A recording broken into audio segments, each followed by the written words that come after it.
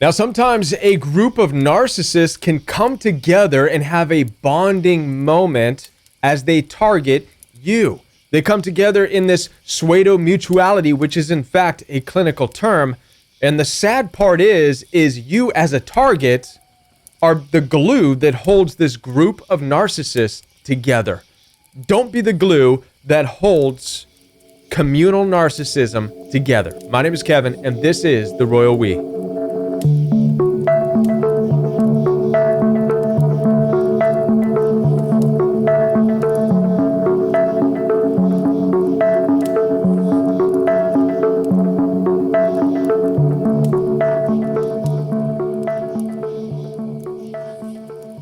Before I begin this message, I want to let you know that I am taking one-on-one appointments. Down in the description box below, you'll find access to my calendar. Now, I have experienced communal narcissism, or another way to put it is collective narcissism. Now, this is the most difficult narcissism to experience. Narcissistic abuse by an entire group, and typically you'll find this in narcissistic families. And one of the things that makes it so difficult is by the sheer number of the narcissists that you are dealing with. You're being attacked, you're being accused, and if it's one person, okay, you understand that they have a problem. If it's two people, yeah, they still can have a problem and you see them teaming up. But if it is an entire group or a family, now you're kind of cowering over, walking away, feeling like you are the problem, even though deep down inside you know you're not. What's worse than that is other people around are asking you, well, what are you doing wrong? How did you make the whole group angry? It's as if people are unable to believe that a group of people can be narcissistic together. We know that that's not true. There's movies about that stuff. Come on, Mean Girls. Listen, in every movie where there's a group of bullies, it's always a group. It creates a small mob mentality. So for people out there to believe that it's not possible for an entire family to narcissistically target out an individual, well, now that's just ignorant. Yes, absolutely, an entire family can target out an individual and create all kinds of problems for that person, destroy that person.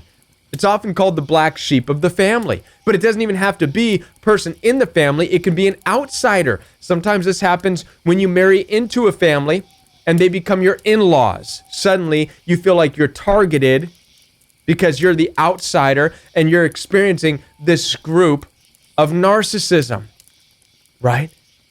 This is very difficult. It's very difficult to break away and understand that it's not you, it's them, even all of them.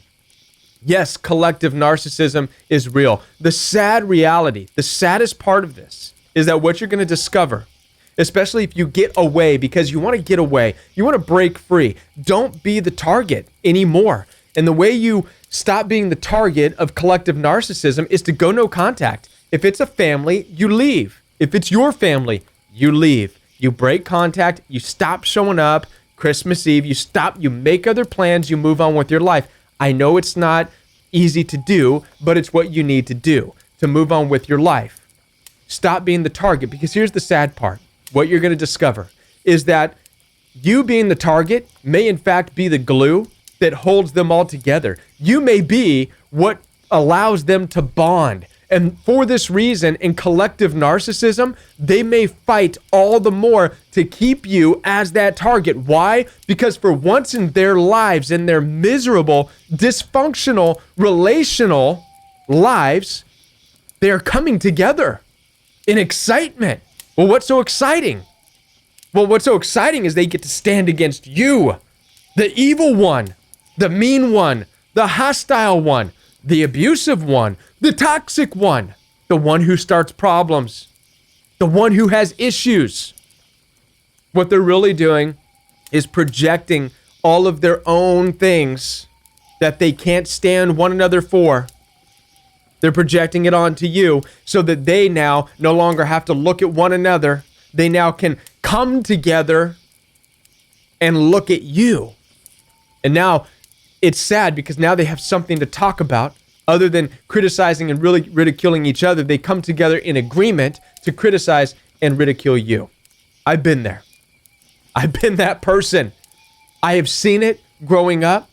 I didn't recognize it when I was younger. I had seen my own family when I was young. Saw them talk about somebody, an outsider, who would come to the family functions. And I overheard the nasty things that people in my family would say to each other about that person.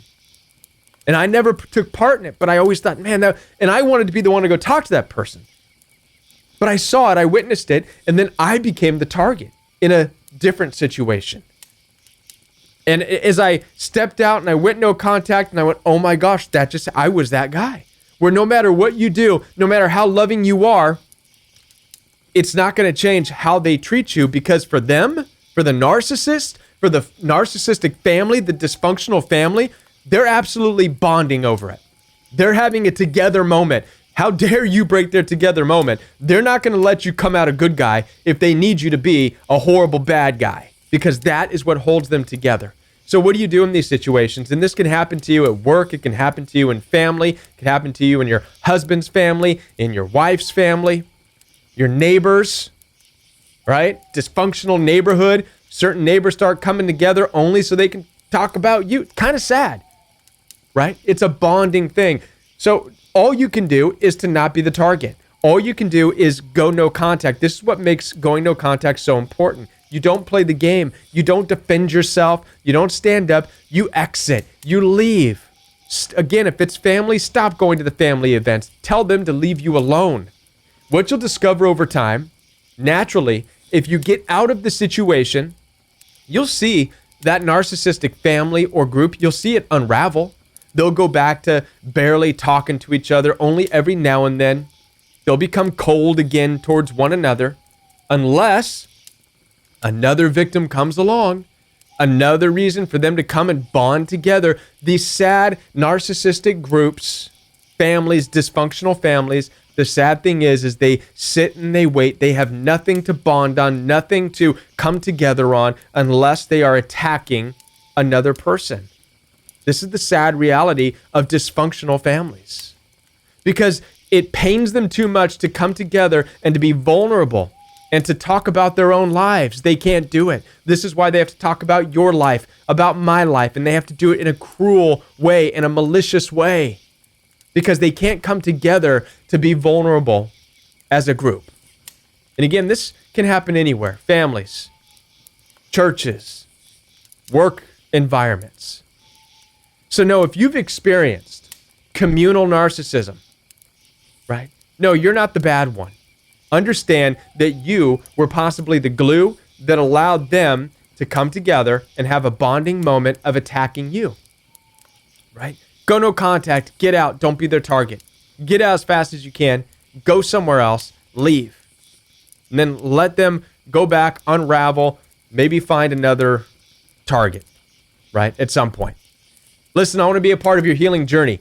Down below in the description box, you'll find access to one-on-one appointments with me. I want to help you to understand these concepts even more. We could have a telephone call, FaceTime, or WhatsApp call, or a text message consultation. Additionally, you'll find access to Monday night live chat and Saturday morning fellowship. The links are down below. Follow me on Instagram at JoinTheRoyalWe, and I'll be back with more videos for you right here on The Royal We.